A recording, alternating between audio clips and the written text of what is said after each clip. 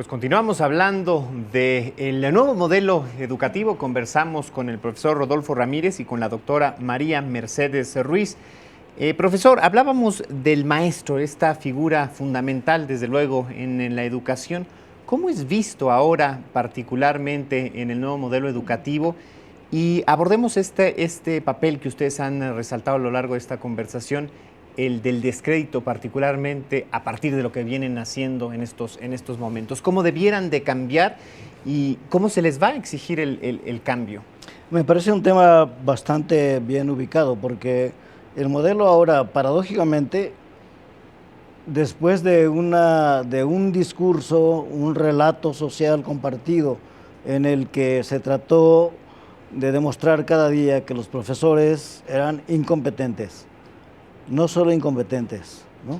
Entraron al servicio por mecanismos corruptos, no solo entraron por mecanismos corruptos, y una vez que entran al servicio no son responsables, etcétera, etcétera. Se estableció esa narrativa. No la comparten, afortunadamente, muchas madres y muchos padres de familia que observan a su maestra y a su maestro trabajar con dedicación, sí, independientemente de que haya también quienes no lo hacen. Eso es una realidad ante lo que uno no puede cerrar los ojos. Pero haber generalizado una imagen negativa del profesor... Casi de criminalización, ¿no? Claro, incluso de criminalización, dañó profundamente las posibilidades mismas de la reforma que ellos propusieron.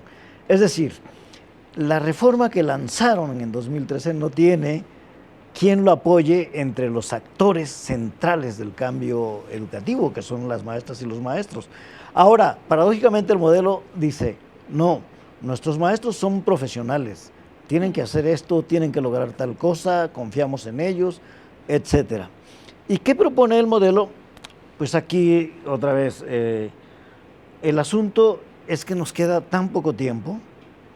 Insistimos, 2 años para esta administración. Claro, y la verdad es que suena demagógico que en un año se van a producir o se vayan a producir libros de calidad. Recordemos que esta administración, lo más importante que hizo en términos pedagógicos fue corregir las faltas de ortografía que existían en los libros de texto que nos heredó la administración anterior. Eso fue lo más importante en el campo pedagógico. Ahora, una vez que la tarea no se hizo, yo he dicho, como vieja estrategia estudiantil, al cuarto para las 12, tratan de resolver todo y eso no augura buenos resultados, desafortunadamente.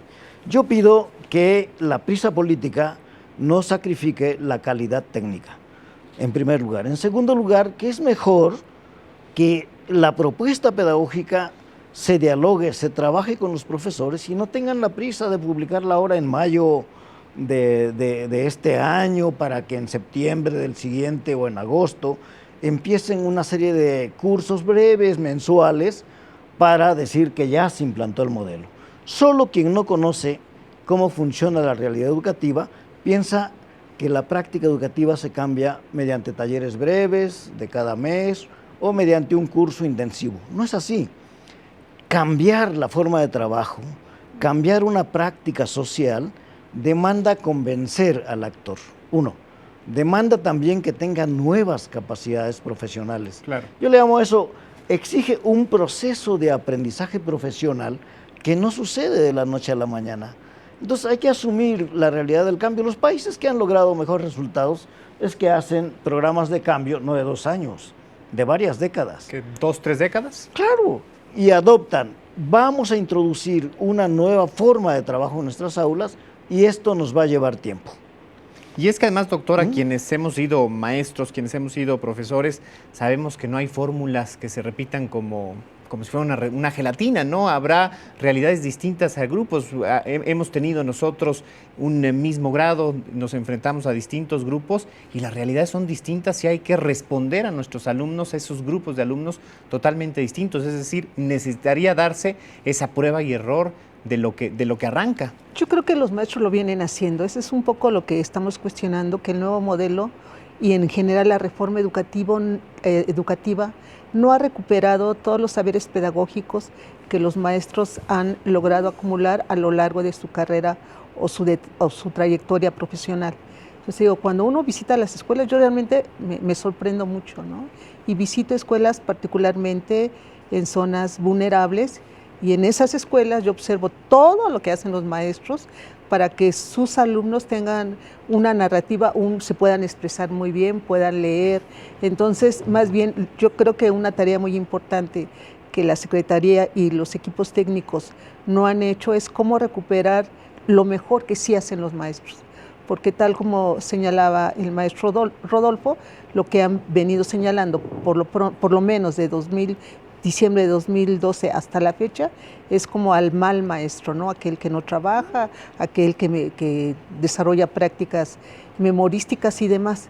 Entonces me parece que una función fundamental para que realmente se puedan construir mediaciones pedagógicas y los maestros logren recuperar prácticas novedosas, si es que las hay, entonces se requiere como de una forma de trabajo completamente distinta a la que plantea el nuevo modelo. Yo me encamino o planteo más bien recuperar lo que sí saben hacer los maestros, potenciar esas prácticas y compartirlos con otros docentes, ¿no? Y ahora, ¿cómo deben de ser los procesos de actualización, maestro? Y también, ¿cómo debe cambiar el proceso de la educación normal? Tendría que ser también uno distinto, ¿no? Es verdad, y una de las deudas más importantes, aunque en un artículo transitorio de la Ley General del Servicio Profesional Docente, lo recuerdo bien, el número no, dice realizar un diagnóstico del sistema de formación inicial de profesores para promover su reforma. Pero al mismo tiempo, en esa ley se incluyó un artículo que dice abrir a la profesión, al ejercicio docente, todas las demás profesiones. ¿Qué quiere decir esto al mismo tiempo? Uno, que se desconoce la importancia de tener una formación especializada. Yo siempre he preguntado, a ver, ¿por qué creen ustedes que un odontólogo tiene que tener una formación profesional, como debe tenerla, es verdad, ¿no? ¿Y por qué creen que un educador de niños no debe tener una educación profesional? ¿Por qué? ¿Qué pasa? ¿De dónde viene el desprecio? Bueno, el desprecio viene de la idea de que enseñar es contar cosas, es transmitir información, es repetir cosas que uno leyó en un libro.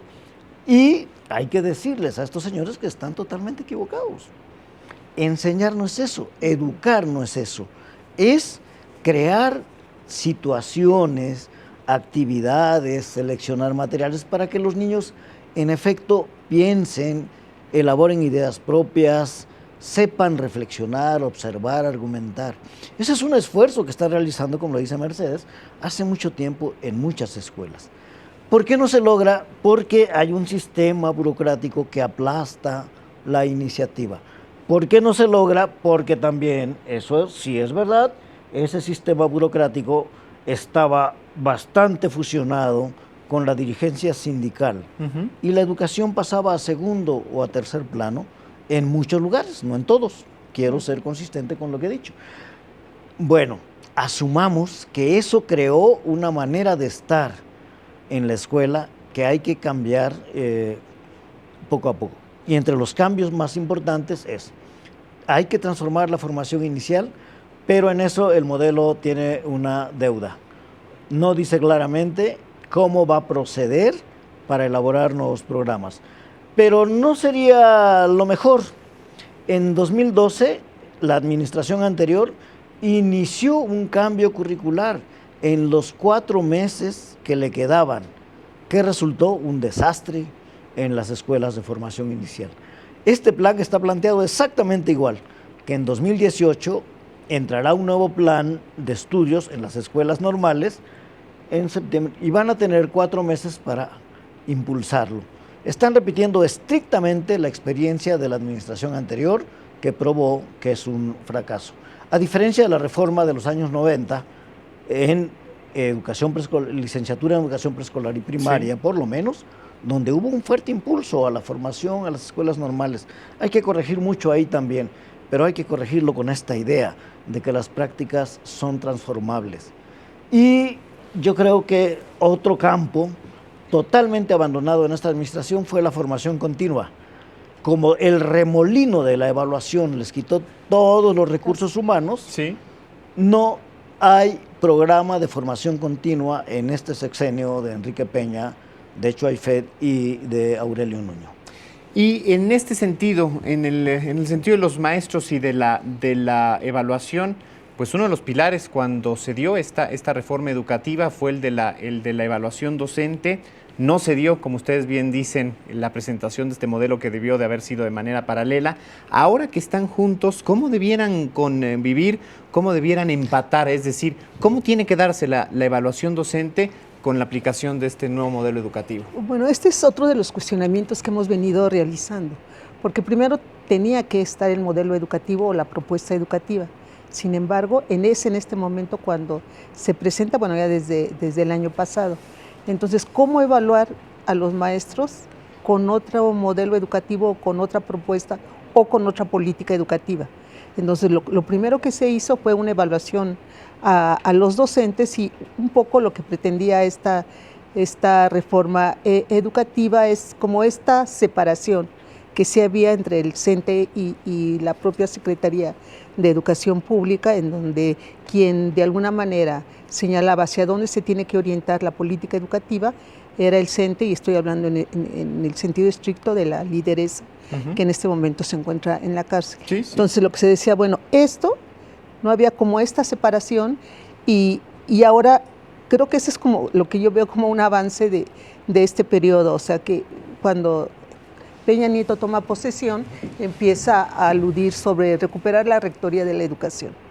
Entonces, creo que hay un avance pequeño en esa recuperación de la rectoría de la educación, y compartimos que esta reforma realmente al inicio, cuando se implementó, bueno, se ha cuestionado si es reforma, etcétera, etcétera, se ha planteado que es una reforma laboral, digamos, lo que hizo fue evaluación a los docentes.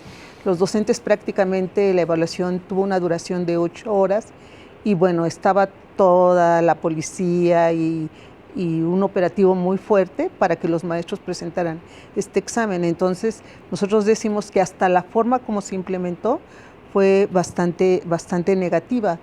Cuando uno les pregunta a los profesores si presentaron o no la evaluación, pues hay desde temor a perder su trabajo, hay toda una crisis. O sea, yo he estado con profesores que tienen miedo a perder su empleo, y están en esta cuestión si presentan o no presentan el examen que plantea la reforma. Hay varios profesores que han dicho no vamos a presentar la evaluación, y bueno, están esperando también los maestros como un cambio presidencial, ¿no? A ver quién llega y si realmente se va a transformar esta reforma, ¿no? Profesor, ¿cómo se plantea la figura del alumno en este modelo educativo? ¿Qué papel juega? ¿Cómo se le entiende a él y a sus realidades? Sí, yo creo que lo primero que hay que decir es que como parte del abuso discursivo que ha existido en estos días es la utilización de los niños para colocar en sus labios las palabras que no acuñaron ellos, ¿no? Hemos visto muchos mensajes donde los niños nos anuncian el contenido del modelo educativo hasta ahora incompletamente anunciado. Pero, ¿qué hace el modelo? Reivindica lo que ha reivindicado la pedagogía progresista, ¿no? Celestín Freinet desde los años 50, Rafael Ramírez, un gran profesor mexicano desde los años 30 y 40 de este siglo en este país, lo que reivindicaba es una pedagogía donde las niñas y los niños pongan en juego sus saberes, se expresen, superen retos. Y eso el modelo lo recupera. Eso me parece positivo. Es positivo, pero hay que decir que ha sido un intento de varios años que tiene dificultades para ser implantado como tal. Creo que no reivindica, aunque se supone que parte de esta idea, de una idea central de la nueva escuela, que es los niños tienen muchas capacidades, tienen una gran capacidad de aprender, ¿no? El gran reto es que les planteemos desafíos intelectualmente interesantes. Eso es uno. Y por el otro lado, yo quiero subrayar esto, porque tampoco es que sean unos ángeles, etcétera. Claro, ¿No? Cualquier profesor sabe, sobre todo en las ciudades, pero supongo que sucede en todos lugares. No siempre es fácil enganchar a los niños en el trabajo cotidiano. Y un primer esfuerzo que tiene que hacer el profesor es eso, tratar de establecer cierto orden, motivar, como se decía antes, para que ellos se involucren. Y quienes juzgan fácilmente la tarea del maestro y la descalifican, no saben que estar con 35, 30, 28 y a veces 40, 45 en secundaria, muchachos, implica un verdadero desafío. No solo, que no consiste solo en explicarles un tema, en ponerles alguna actividad. Cuando se piensa en eso es cuando se simplifica la tarea docente. Claro. Y bueno, hay ese tipo de prácticas también, ¿no? Hay profesores que reparten fotocopias de ejercicios preelaborados por otros, pero hay también los otros miles. Y para hacer una reforma lo que hay que reivindicar son estas buenas prácticas. Y esas buenas prácticas lo que hacen primero es reconocer la gran capacidad de aprendizaje que tienen los niños. Segundo, su diversidad. Los niños llegan de manera muy desigual a la escuela desde preescolar. Hay niños que se expresan con fluidez, hay otros que no pueden ni tomar la palabra, que están muy apenados, que tienen un vocabulario muy reducido. ¿A qué se debe eso? Pues a la desigualdad que existe en nuestra sociedad. Y ese es un reto que el maestro de primer grado, de preescolar, de segundo, en primaria lo enfrenta y se manifiesta ya tarde en la prepa. Dicen, ¿por qué este chico no sabe leer? No sabe escribir. Primero, no ha tenido quizá las mejores condiciones y no ha tenido buenas oportunidades de aprendizaje, pero crearlas es un reto, no un anuncio. Debemos de hacer una ronda final breve de conclusiones. Doctora, ¿qué de bueno tiene este nuevo modelo educativo? Pues lo que vuelvo como a reiterar, bueno, es un modelo educativo que no es nuevo, es un modelo educativo que no tiene memoria histórica, porque no recupera las reformas, no hay un análisis, no hay un diagnóstico que nos permita ver en qué se ha avanzado y en qué no se ha avanzado. Se plantea grandes retos, pero no hay nada concreto. Digamos, lo que más se ha enfatizado durante este gobierno ha sido prácticamente la evaluación a los docentes, y es un modelo que llega tarde, si es que se quisiera como recuperar algo importante. Es un modelo elaborado por personal técnico especializado, y eso es lo que nos sorprende todavía más. ¿El gran riesgo que existe? Que pudiera quedarse solamente en un discurso demagógico con fines políticos. Yo creo que ese es el gran riesgo. Es un modelo que tiene alguna cosa positiva, que reivindica un discurso pedagógico progresista, eso es muy importante. Segundo, establece fechas para cumplir ciertos compromisos que debieron haber sido cumplidos ya, presupuesto propio para las escuelas, sistema de asesoría de las escuelas, tutores para los nuevos profesores, renovación de materiales educativos. Le ponen fecha en esta última parte del sexenio a una tarea que se debió realizar en todo el periodo. Sí. De todos modos, hay que estar atentos a que esos compromisos se cumplan, pero se cumplan con calidad. Yo prefiero tener una propuesta consistente que se aplique en los primeros grados, etcétera, pero que sea bastante validada por especialistas, entre los primeros, los profesores y las profesoras. Son los primeros especialistas, en vez de que nos digan, tenemos 40 libros, y que el siguiente secretario de Educación nos diga, y hay 500 faltas de ortografía, y todos estos materiales son incongruentes entre sí. Doctora, ¿habrá mecanismos para justamente lo que dice el doctor, evaluar y calificar los resultados del propio modelo? Digamos, en general, lo que se ha planteado es que sí sería muy bueno que se realizaran cambios, pero ir caminando lentamente. O sea, no tenemos por qué correr. Gradual. no tenemos por qué tener el modelo para 2018 y que se implemente en las escuelas, sino que sea una inserción en las escuelas con la participación de los docentes, con la recuperación de prácticas pedagógicas que ya están probadas y que sí promueven parte de los objetivos que se está planteando el nuevo modelo, ¿no? Me parece que yo recupero más los saberes que los docentes ya tienen para poner en práctica otro modelo educativo que recupere lo que ha sido la escuela mexicana, ¿no? Si nosotros nos vamos desde los años 20 a la fecha, hay una serie de innovaciones muy valiosas. Se hablaba del profesor Rafael Ramírez y Ramírez, se hablaba de la escuela activa o la escuela moderna, entonces, pero hay que hacer un análisis, un diagnóstico para ver en dónde hemos fallado y por dónde tendríamos que caminar.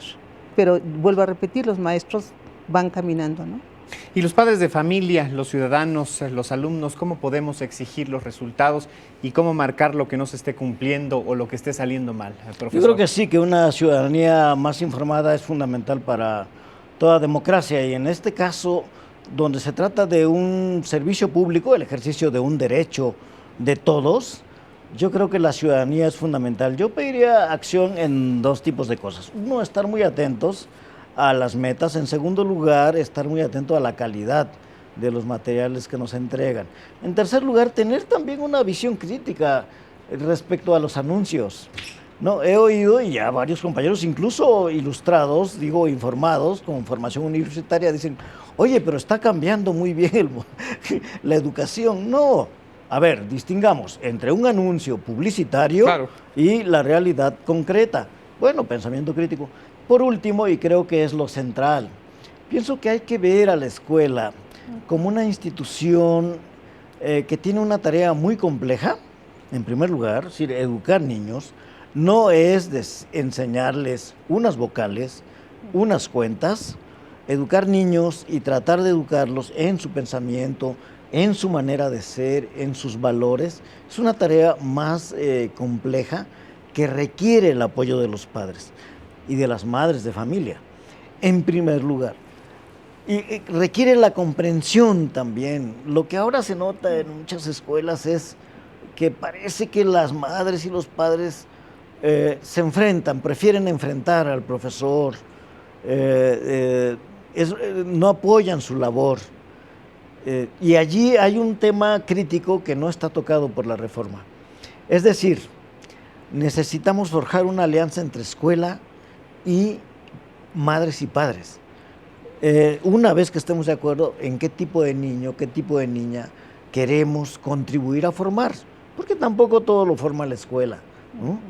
Estar también muy atentos a la exposición que tienen nuestras niñas y nuestros niños en los medios de comunicación. Esto es una cosa fundamental en la formación. Muchos niños pasan más horas frente a la televisión, a la tablet, etcétera, que que en diálogo e interacción con sus padres y sus pares. Esta sociedad teledirigida, ¿no?, de la que Sí, habla sí, Giovanni claro, Sartori. claro, sí. Pues, profesor, doctora, qué gusto habernos Pues acompañado mucho gusto. esta noche. Muchísimas gracias por ayudarnos a entender, a analizar este tema. Y esta conversación no se agota aquí. Lo invitamos a continuarla. Recuerde, insistimos, puede hacerlo a través de las redes sociales. Llámenos por teléfono o ingrese a nuestro portal de internet. Lo esperamos el próximo jueves con un tema distinto, con un tema diferente. Gracias. No, pues muchas gracias.